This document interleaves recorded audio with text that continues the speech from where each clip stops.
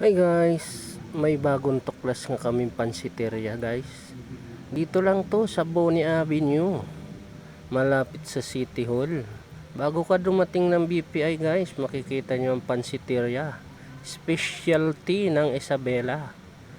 At dito na, pumasok na kami guys. Chinik na ang kanilang menu. Bago lang open to guys, wala pang ganong customer.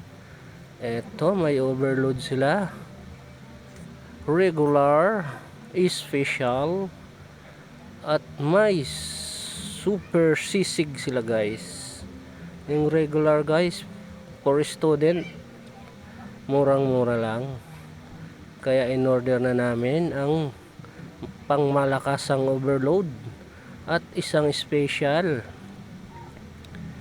At humanap na kami ng spot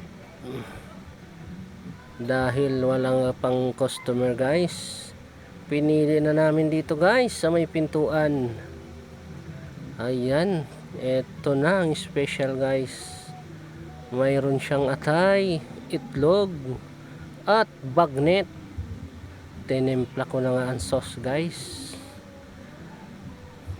ang pampalasa.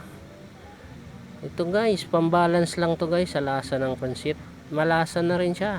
Kung gusto nyo, ready to eat na yan guys.